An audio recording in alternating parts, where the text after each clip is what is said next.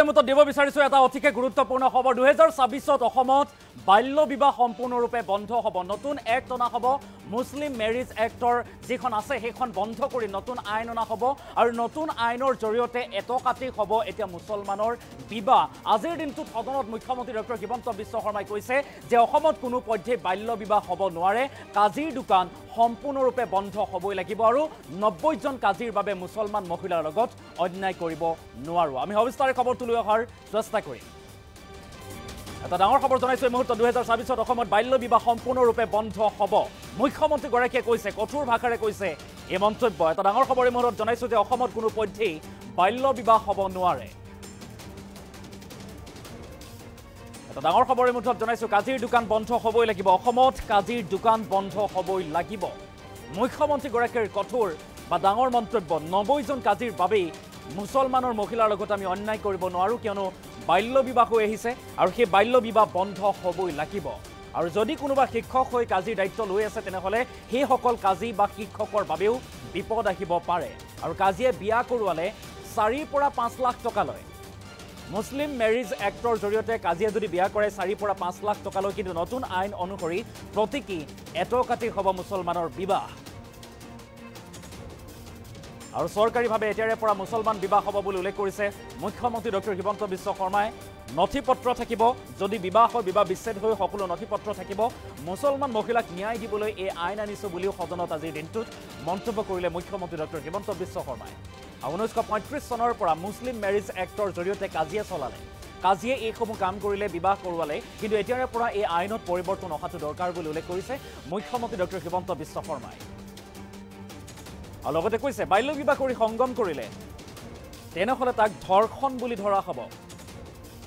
যদি স্বামীয়ে নিজৰ পত্নীৰ সৈতেও সংগম কৰে তেনেহলে ধৰ্ষণ বুলি ধৰা হ'ব 18 বছৰ আগতেই বিয়া কৰি সম্পৰ্ক গঢ়িলেও হ'ব কঠোৰ শাস্তি ধৰ্ষণ বুলি গণ্য কৰা হ'ব কঠোৰ শাস্তি দিয়া হ'ব আৰু ইতিমধ্যে ৰাজ্যত পস্কো আইনৰ অধীনত 7 জনক দিয়া হৈছে 14 বছৰৰ জেল বা কাৰাগাৰ আৰু হিন্দু অধ্যুষিত অৱস্থি এটাটো নাই বহু বিবাহৰ ঘটনা পলিগেমিক লৈও মুখ্যমন্ত্ৰী গৰাকীয়ে কৰিছে ডাঙৰ মন্তব্য বাল্য বিবাহ থাকিব পাৰে কিন্তু বহু বিবাহ থকাটো অসম্ভৱ বিশেষকৈ হিন্দু অধ্যুষিত অঞ্চলত বাল্য বিবাহ থাকিব পাৰে বহু বিবাহ থকাটো অসম্ভৱ বুলি কৈছে মুখ্যমন্ত্ৰী গৰাকীয়ে মুছলিম মেৰিজ এক্টক লৈ সদনত মুখ্যমন্ত্ৰী গৰাকীৰ এই ডাঙৰ বা বৃহৎ মন্তব্য 2026ত অসমত বাল্য বিবাহ বন্ধ কৰি দিম বুলি দাবী কৰিলে মুখ্যমন্ত্ৰী ডক্টৰ হিমন্ত বিশ্ব শৰ্মাই আজিৰ দিনটোত সদনত মুখ্যমন্ত্ৰী গৰাকীৰ ডাঙৰ মন্তব্য আৰু অসমত কোনো পৰ্যায়ে বাল্য বিবাহ হ'ব নোৱাৰে এই কথা উল্লেখ কৰিছে মুখ্যমন্ত্ৰী ডক্টৰ হিমন্ত বিশ্ব শৰ্মাই কাজিৰ দোকান বন্ধ হ'বই লাগিব বুলি উল্লেখ কৰিছে আৰু কাজি যিসকল কাজি আছে তেখেতসকলে বিবাহ কৰোৱাই সেই বিবাহ কাজিৰ যি বিবাহ প্ৰক্ৰিয়া সেয়া বন্ধ হ'বই লাগিব 90 জন কাজিৰ বাবে মুছলমান মহিলাৰ লগত আমি অন্যায় কৰিব নোৱাৰো বুলি উল্লেখ কৰিছে মুখ্যমন্ত্ৰী ডক্টৰ হিমন্ত বিশ্ব শৰ্মাই আৰু শিক্ষক হৈ কাজিৰ দায়িত্ব লৈ থাকিলে আৰু বিপদ হ'ব আৰু কাজিয়ে বিয়া কৰোৱালে 4 পৰা 5 লাখ টকা লয় বুলি উল্লেখ কৰিছে মুখ্যমন্ত্ৰী ডক্টৰ হিমন্ত বিশ্ব শৰ্মাই কিন্তু নতুন যিখন আইন অনা হ'ব এই নতুন আইন অনুসৰি প্ৰতিকি এটকাটি হ'ব এতিয়া মুছলমানৰ বিবাহ আমি টকা ঘটিবৰ বাবে ধন ঘটিবৰ বাবে এই আইন অনা নাই বুলি উল্লেখ কৰিছে আমি মুছলমানৰ মহিলাসকলক মুছলিম মহিলাসকলক ন্যায় প্ৰদান কৰিবৰ বাবে এই নতুন আইন আনিছো বা এই আইনত সংশোধন আনিছো বুলি উল্লেখ কৰিছে মুখ্যমন্ত্ৰী ডক্টৰ হিমন্ত বিশ্ব শৰ্মাই আজিৰ দিনটোত সদনত মুখ্যমন্ত্ৰী গৰাকীয়ে এই আইনৰ সন্দৰ্ভত মুছলিম মেৰিজ এক্টক লৈ ডাঙৰ ঘোষণা ডাঙৰ মন্তব্য কৰা পৰিলক্ষিত হৈছে মুখ্যমন্ত্ৰী গৰাকীয়ে মুছলিম মেৰিজ এক্টক লৈ বা বাল্য বিবাহক লৈ কাজিৰ দোকানক লৈ কি কৈছিল সদনৰ ভিতৰৰ সেই দৃশ্যাংশ আমাৰ হাতত আছে ক্ৰিয়দাংশ আমি আগবঢ়োৱাৰ চেষ্টা কৰিম আমাৰ অকল চাইল্ড মেৰেজটোৱে বিলুপ্ত কৰা নহয় কাজি ব্যৱস্থাটো আমি বিলুপ্ত কৰিব খুজিছো এটা কিয় যদি মোক খুদে মই উত্তৰটো দিওঁ কথাটো হ'ল যে চাইল্ড মেৰেজ যেতিয়া আমি গোটেই কেছবিলাক চালো তেতিয়া আমি দেখিলো যে কাজি সকলে চাইল্ড মেৰেজ ৰেজিষ্টাৰ কৰে আৰু তেওঁলোকে আজি আপোনালোকে যিমান ভাল কৰি কৈছে তেওঁলোকে উল্টাই হাই কোৰ্টত গৈ ক'লে যে আমাৰটো চাইল্ড মেৰেজ ৰেজিষ্টাৰ কৰাৰ অধিকাৰ আছে তাৰমানে ইন প্ৰিন্সিপল তেওঁলোক they are not against child marriage তেওঁলোকে যদি হাই কোৰ্টত গৈ আজি আপুনি কোৱা কথাখিনিয়ে ক'লেহেঁতেন তে বেলেগ কথা আছিল তেওঁলোক হাই কোৰ্টত গ'ল হাই কোৰ্টত গৈ ক'লে যে আমাৰ চাইল্ড মেৰেজ ৰেজিষ্টাৰ কৰা পাৱাৰ আছে, গতিকে আমাক চাইল্ড মেৰেজ ৰেজিষ্টাৰ কৰিব দিব লাগে, বা পুলিচে আমাক একশ্যন ল'ব নালাগে, আমাক বেইল দিব লাগে। তেতিয়া হাইকোৰ্টে বেইল নিদিলে যে under the Muslim Registration Act কাজীৰ চাইল্ড মেৰেজ ৰেজিষ্টাৰ কৰা যিহেতু পাৱাৰ আছে, তেওঁলোকে এইটো ৰেজিষ্টাৰ কৰিছে, এইটোক আমি কোনো ভুল ধৰিব নালাগে যেতিয়ালৈকে সদনে এখন সলনি নকৰে। তাৰমানে তেওঁলোকৰ মনটো কি? তেওঁলোকৰ মনটো হ'ল যে তেওঁলোক বিশ্বাসযোগ্য ব্যক্তি নহয় ইনষ্টিটিউশ্যনটো, কাৰণ এইটো এটা প্ৰাইভেট ইনষ্টিটিউট। কাজীসকলে আকৌ কি কৰে, আইনত লিখাই নাই, চাব কাজী এপইণ্ট কৰি দিয়ে। কিন্তু মুছলিম ৰেজিষ্ট্ৰেশ্যন এণ্ড ডাইভৰ্চ, তালাকৰ লগত মুছলিম মহিলাৰ সম্পত্তি অধিকাৰ বহুত কথা জড়িত থাকে। এতিয়া বিয়াৰ সময়ত এটা এমাউণ্ট এটা কৈ দিয়া হয়, এতিয়া যদি ৰেজিষ্ট্ৰেশ্যন হয় এমাউণ্টটো ৰেজিষ্ট্ৰেশ্যন দলিনত আহিব। এতিয়াতো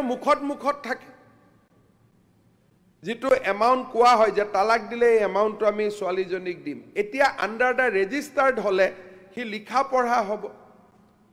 এতিয়া আগত হ'লে কাজীয়ে নিজৰ পেজটোকে বদলাই দিব পাৰে, তাৰতো কোনো গেৰেণ্টি নাই। যদি কাজীয়ে মুছলিম বিয়া ৰেজিষ্টাৰ কৰিব পাৰে, তেতিয়া মাটি বাৰী ৰেজিষ্টাৰ কৰিবৰ কাৰণেও আমি কাৰোবাক প্ৰাইভেট মানুহক দায়িত্ব দি দিব পাৰোঁ, দুইটাটো একেই কথা। সেইকাৰণে কাজীসকল মোৰ তাতো আহিছিল, ৩৫ৰ পৰা তেওঁলোকে আজিলৈকে চলালে। এতিয়া নতুন ব্যৱস্থা এটাক সময় দিয়াৰ সময় আহি পৰিছে। গতিকে এই ক্ষেত্ৰত মই ভাবোঁ যে এটা ভুল ধাৰণা যাব নালাগে যে we are amending the Sharia Act. No, we are only repealing the Muslim Registration Act, কাৰণ সুপ্ৰিম কোৰ্টে 2006 চনত ভাৰ্ডিক দিয়াৰ পিছত 1935ৰ এক্টখন অলৰেডি অবছলেট হৈ গৈছে। আমাৰ গুৱাহাটী হাইকোৰ্টেও যেতিয়া জাজমেণ্টখিনি দিছিলে, তেওঁলোকেও এইটো বিবেচনা কৰা নাছিলে যে সুপ্ৰিম কোৰ্টে অলৰেডি ষ্টেটক অৰ্ডাৰ দি থৈ দিছে যে এইটো আমি এমেণ্ড কৰিবই লাগিব, কম্পালচৰি ৰেজিষ্ট্ৰেশ্যন কৰিবই লাগিব। আৰু যদি আমি কম্পালচৰি ৰেজিষ্ট্ৰেশ্যন কৰিবই লাগে, তেতিয়াহ'লে why will do it with a private people? কাজীসকলটো প্ৰাইভেট ব্যক্তি, চাব ৰেজিষ্টাৰে কৰিলে এছেম্বলিত কুৱেশ্যন আহিব, ডকুমেণ্ট পৰ্টেলত আহিব, চাব পাৰিব, নিয়ম হ'ব। এইটোতো মুছলিম মানুহৰ কাৰণে ভালহে হ'ব। গতিকে কাজী এটা কথা মোৰ আছে, এতিয়া যিটো কাজী ৰেজিষ্ট্ৰেশ্যন হয়, এইটো ৰেজিষ্ট্ৰেশ্যন ফি নালাগে, ইয়াতো ফিজ নোহোৱা কৰি দিম। এইটো আপুনি এইটো দেখিব, আমাৰ যিটো মহাৰণা হয় এতিয়া 4 লাখ 5 লাখ হয়, ৰেজিষ্ট্ৰেশ্যন যদি ভেলু 5 লাখ হয়, সেই মানুহবোৰ মৰি। এইটো ক্ষেত্ৰত মই আপোনাৰ লগত একমত যে মুছলিম মেৰেজ ৰেজিষ্ট্ৰেশ্যন কৰোঁতে আমি চিম্বলিক 1 টকা ল'ম। থেংক ইউ, এইটো হ'ল ভাল। কাৰণ আমি পইচা ইনকাম কৰাৰ কাৰণেতো এইটো কৰা নাই, জাষ্টিছৰ কাৰণে আনিছোঁ। গতিকে মোহৰ ৰেজিষ্টাৰ কৰোঁতে যদি 5 লাখ হয়, 5 লাখৰ ওপৰত যদি ৰেজিষ্ট্ৰেশ্যন ফিজ ল'ব যায়, এইটোতো উল্টা হৈ যাব। সেইকাৰণে মই আপোনালোকক এচুৰেঞ্চ দিলোঁ যে Muslim marriage will be registered as a symbolic fee of ₹1, 1 টকা। কাজিয়াটো 1 টকাত কৰি নিদিয়ে। অধ্যক্ষ মহোদয়, এই বস্তুখিনি আমি নিউ যিটো এক্ট আহিছে তাত আমি ডিছকাশ্যন কৰি লওঁ। এতিয়া ৰিপিলত যিখিনি কথা পাতিছোঁ এইটো ইৰিলিভেণ্ট অলপমান। ঠিক আছে, মই ইৰিলিভেণ্ট। আমি এতিয়া ৰিপিল এক্টৰ কথা পাতি আছোঁ। এতিয়া নতুন এক্ট কম্পালচৰি এক্টটো আহিব, তেতিয়া আপোনালোকে আৰু পৰামৰ্শ দিব। কিন্তু আজি মই আহিব নালাগে, ক্লাব কৰি ডিছকাশ্যন কৰিলেও বেয়া নহয়। যদি ৰিপিলিং বিল আৰু নিউ বিল দুটা ক্লাব কৰি যদি আপোনালোকক এটাই কথা ক'লো যে মুছলমান মানুহৰ ভালৰ কাৰণে আপোনালোকে ছেকেণ্ড এক্টখন আহিবৰ সময়ত যিমান পৰামৰ্শ দিব, মোৰ মাইণ্ড ক্লিয়াৰ আছে, যিমান পজিটিভ পৰামৰ্শ দিব। খালি মোৰ এটাই কথা যে যিটো আমিনুল ইছলাম ডাঙৰীয়াই কৈছে যে এমেণ্ড কৰিলেও হৈ গ'লহেঁতেন, আমাৰ মতলবটোৱে হৈছে কাজীক বিদায় দিয়া। গতিকে এমেণ্ড কৰিলে আমাৰ কামটো নহয়, কথাটো বুজি পালেতো। সেইকাৰণে আমি এমেণ্ডমেণ্ট ৰাস্তাত যোৱা নাই, ৰিপিল কৰিছোঁ। আৰু কাজীসকলক ইয়াৰ পৰাই মই ধন্যবাদ জনাইছোঁ যে ইমান দিনে আপোনালোকে কষ্টকৰ কাম এটা কৰিলে। আৰু ইমান কোৰ্টে ঝামেলা কৰা আপোনালোকৰ কি প্ৰয়োজন আছে যোৱা অহা কৰা গতিকে আপোনালোকে ৰেষ্ট লওক ময়ো বহুত খেজুৰ খালোঁ তেওঁলোকৰ আঁতৰো দিলে তো চব ঠিক আছে কিন্তু অন্য খেজুৰ আঁতৰ মোৰ তাতো আহি আছে কিন্তু হ'লেও আমি স্থিতপ্ৰজ্ঞ হৈ থাকিব লাগিব কৰি দিলে স্যাৰ মানি ললেহেঁতেন তেওঁলোকে মানি নললেহে ভাল না না 8 তেওঁলোকে প্ৰভিজন আছে কাৰণে কৰি তেওঁলোকে আপোনাৰ মতেই কৰিব তেওঁলোকে নাই শুনক তেওঁলোকে মানি লোৱা নোলোৱাৰ ওপৰত বিধানসভা কেনেকৈ চলিব তেওঁলোকক খালি আমি ধন্যবাদ জনাইছোঁ যে ইমান দিন আপোনালোকে এটা কষ্টকৰ কাম এটা কৰিলে আমি শুক্ৰিয়া দিছোঁ তেওঁলোকক কিন্তু আজিৰ পৰা আমি তেওঁলোকক বিদায় দিছোঁ সেইটো কাৰণে এখন ৰিপিলিং আইন মাননীয় অধ্যক্ষ মহোদয় দুটা কথা ক'ব বিচাৰিছোঁ মই মাননীয় মুখ্যমন্ত্ৰী যিটো কাজিৰ বিষয়ে ক'লে মেছেজটো অলপ বেলেগকৈ যাব নালাগে কাজিসকল মই যিমানখিনি জানো গোটেইখিনি আপোনাৰ এমপ্লয় স্কুলৰ টিচাৰ আৰবী টিচাৰ হাই স্কুল এম ই স্কুলৰ 2-4জন ৰিটায়াৰ্ড হৈছে বাকী বহুতেও গুৱাহাটীৰ সদৰ কাজি হাই স্কুলৰ টিচাৰ আৰু বেয়া কাম ডাঙৰীয়াক মই অনুৰোধ জনাম যে গুৱাহাটীৰ সদৰ কাজিয়ে স্কুল আৰু এইটো কাম দুইটা কেনেকৈ কৰি আছে তেওঁৰ ওপৰত এটা ডিপাৰ্টমেণ্ট দিয়া নাই তেওঁ ডেফিনেটলি এই কথাটো তেওঁ গোপনীয়কৈ ৰাখিছে নহয় আপুনি যেতিয়া চাইল্ড মেৰেজ কেনেকৈ কৰাইছে আপুনি যেতিয়া এইটো আপুনি যদি কৈ থাকে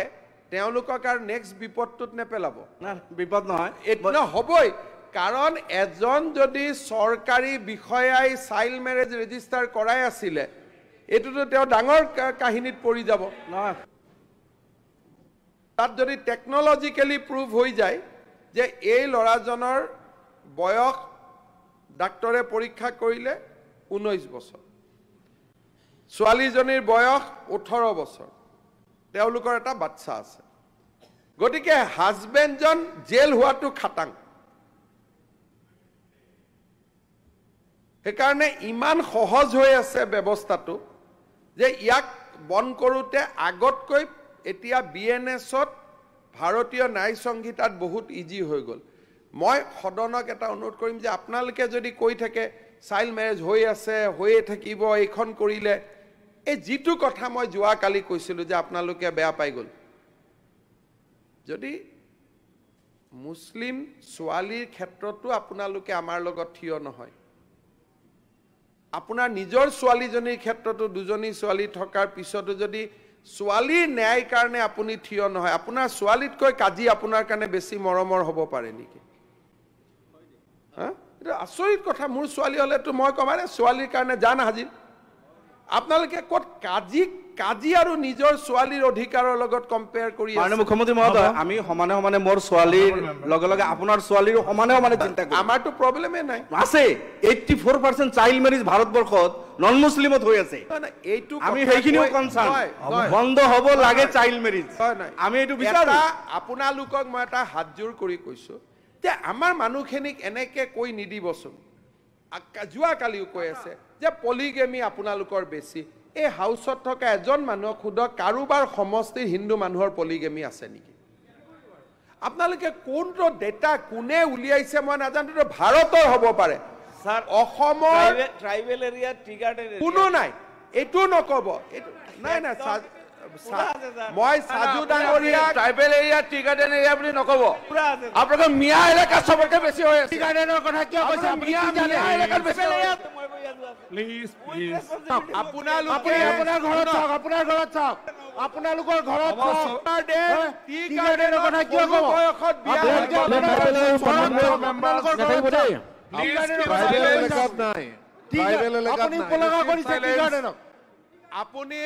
আপুনি এটা ভুল কথা নক'ব এইবিলাকে বাহিৰত সংঘাত কৰে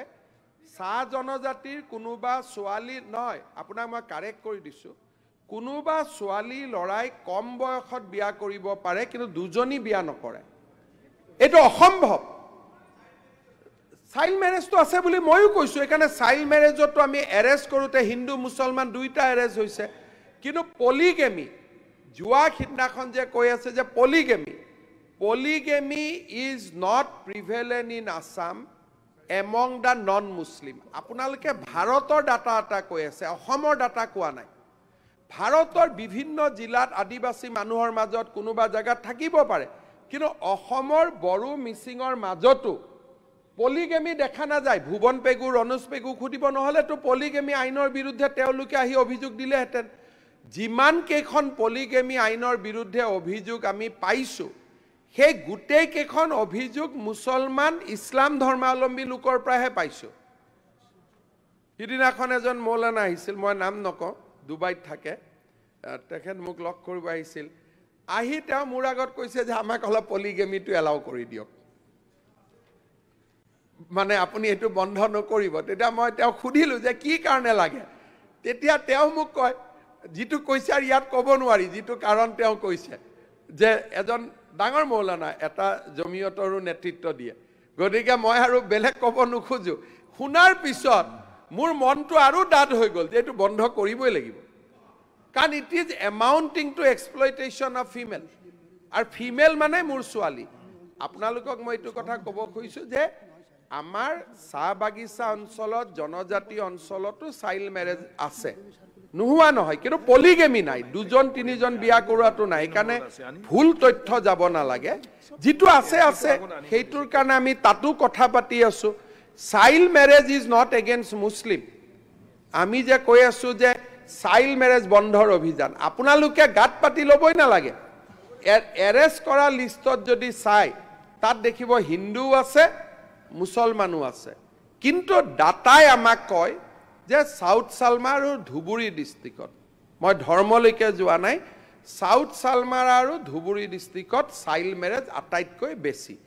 এটা এইটো হল ডেটা